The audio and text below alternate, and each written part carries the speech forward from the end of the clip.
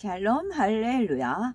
요한복음 20장 30, 31절입니다. 예수께서 제자들 앞에서 이 책에 기록되지 아니한 다른 표적도 많이 행하셨으나 오직 이것을 기록함은 너희로 예수께서 하나님의 아들 그리스도이심을 믿게 하려 함이요 또 너희로 믿고 그 이름을 힘입어 생명을 얻게 하려 함이니라.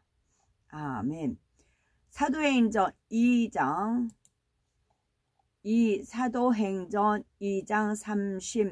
36절입니다.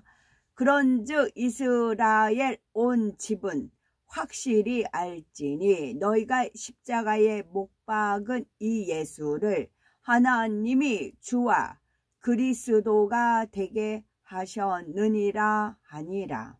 아멘. 마태복음 1장 21절 아들을 낳으리니 이름을 예수라 하라. 이는 그가 자기 백성을 그들의 죄에서 구원할 자이심이라 하니라. 아멘. 제목은 예수와 그리스도의 차이입니다. 인간 경작의 섭리를 이루기 위해서 삼위일체 하나님께서는 첫사람 아담을 창조하시고 에덴 동산으로 이끌어 들이셨지요. 이외에도 에덴 동산 중앙에 선악을 알게 하는 나무를 두시는 등 인간 경작을 위해 베푸신 하나님의 섭리 안에는 놀라운 사랑이 담겨 있습니다. 이러한 인간 경작을 위한 섭리 가운데 가장 중요한 대목은 무엇입니까? 그것은 바로 구세주의 사명을 감당하기 위해서 이 땅에 오신 예수님께서 십자가의 처형을 당하시고 부활하심으로 인간 구원의 길을 완성하신 것입니다. 예수님께서는 하나님의 아들이신데도 그리스도라는 호칭을 얻기까지 특별한 과정을 거쳐야 했습니다.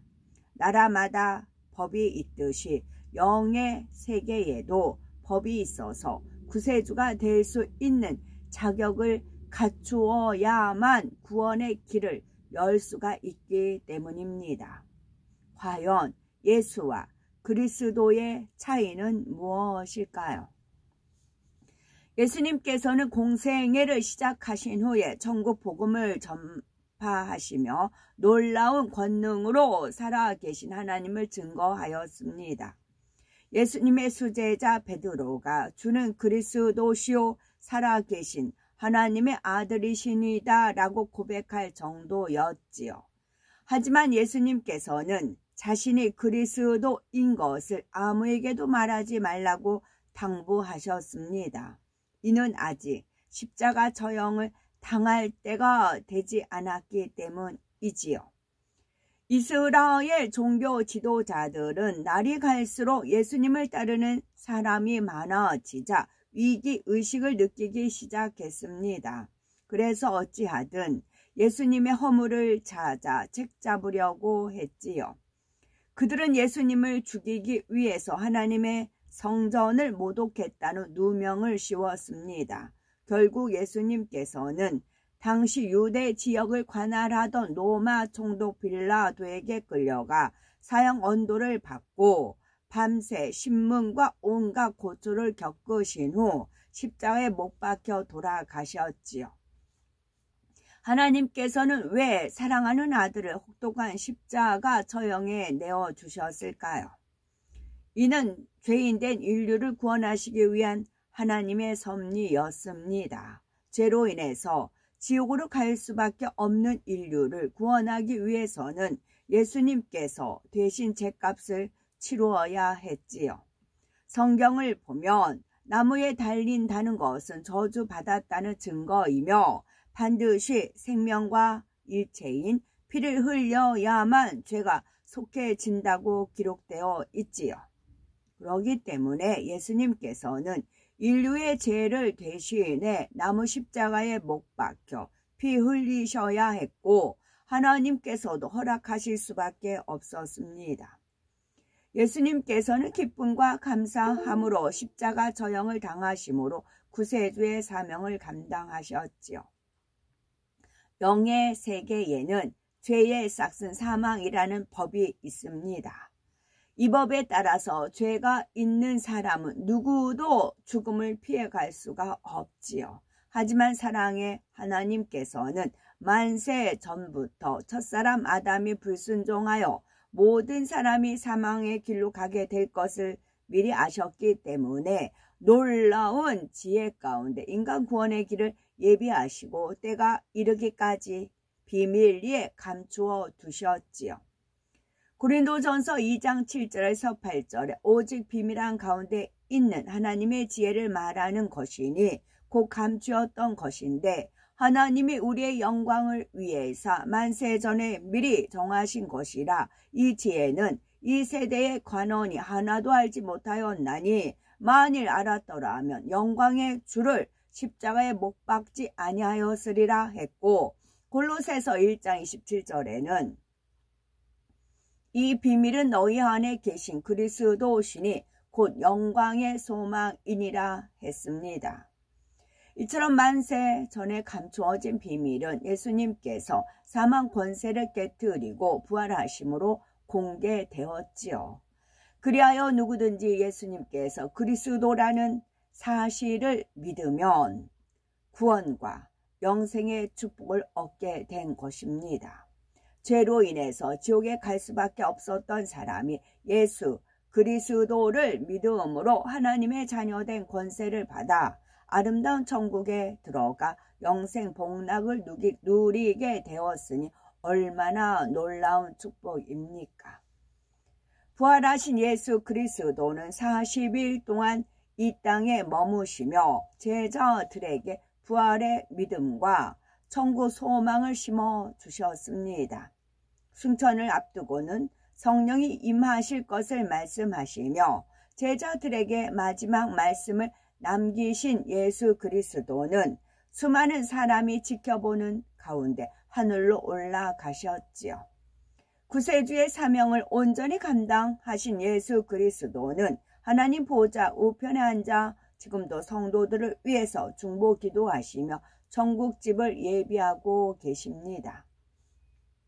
이제 때가 되면 성도들은 천국으로 인도하기 위해 다시 오실 것입니다. 2000여 년 전에 구세주의 사명을 감당하기 위해 오셨던 초라한 모습과는 달리 만왕의 왕 만주의 주로서 호령과 전사장의 소리와 나팔 소리 속에 장엄하게 영광스럽게 오시지요.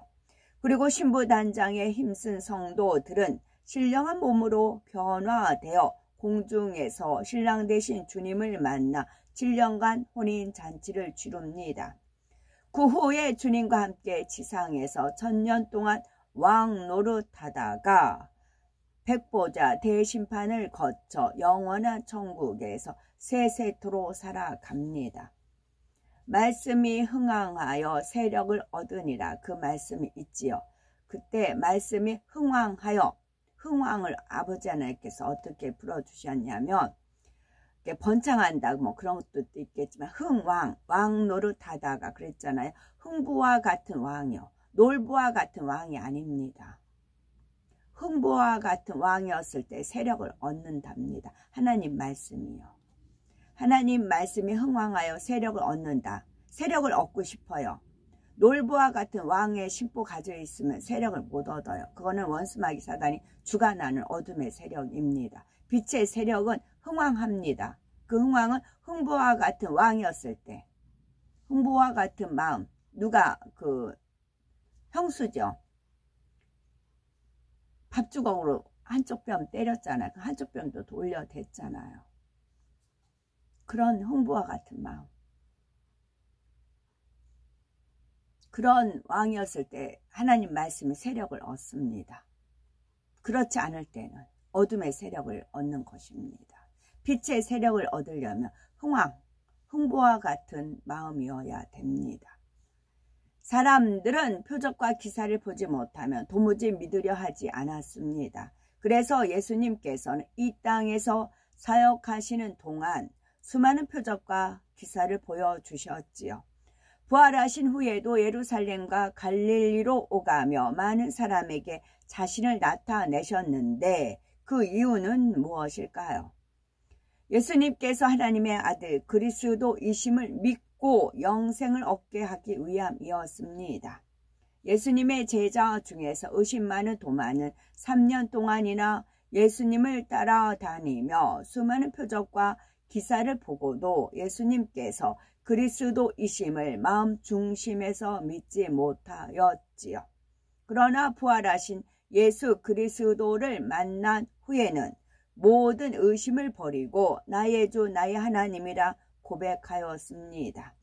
결국 도마는 성령을 받고 권능을 받아 힌두교의 나라 인도에서 선교활동을 하면서 순교하는 믿음을 소유할 수가 있었겠고요.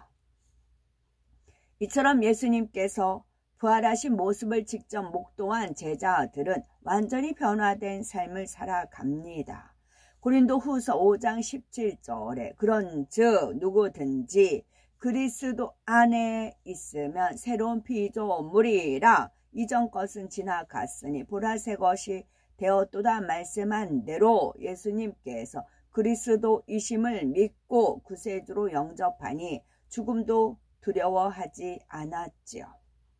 여기서 우리가 깨우쳐야 할 것은 예수와 그리스도의 차이입니다.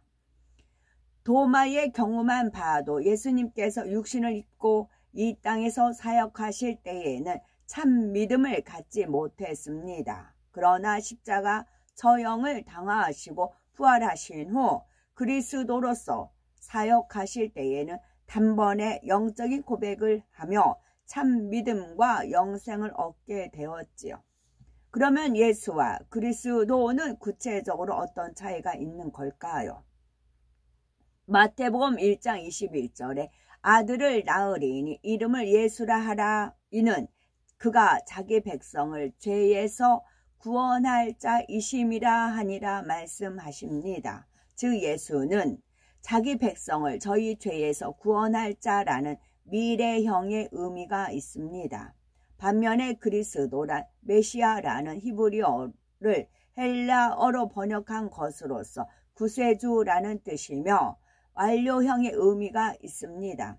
사실 예수가 이름이라면 그리스도는 직함과 같아서 어떤 자격을 갖출 때 주어지는 공식적인 호칭인 것이죠.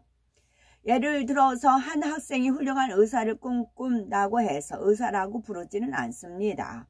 열심히 공부하고 시험에 통과하고 정해진 코스를 밟은 후에야 의사라는 자격을 얻게 되지요. 마찬가지로 예수님께서도 그리스도라는 호칭을 얻기까지는 특별한 과정을 거쳤습니다. 탄생부터 30여 년간의 준비 기간을 거쳐 3년의 공생애 그리고 십자가의 고난과 죽음을 겪으신 후에 사흘 만에 부활하심으로써 그리스도가 되셨지요. 예수님께서는 부활하신 그 순간부터 예수 그리스도라는 이름을 얻으신 것입니다. 이처럼 예수와 그리스도라는 두 이름 사이에는 구원할 자와 구원한 자라는 분명한 차이가 있습니다.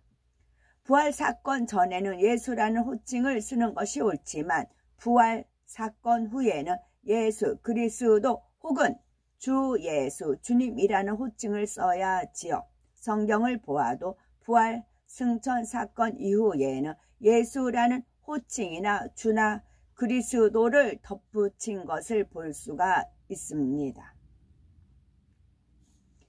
십자가 처형법은 아주 가혹하고 지옥적이어서 로마 사람들에게는 행하지 않았지요. 유대인들도 나무에 매달린 자는 저주를 받은 자라 여겼습니다. 그러나 예수님께서는 인류의 죄를 대속하시기 위해 대신 저주를 받아 십자가의 극심한 고통과 수치를 당하셨지요.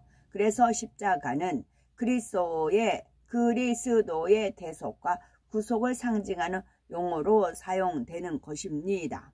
아멘.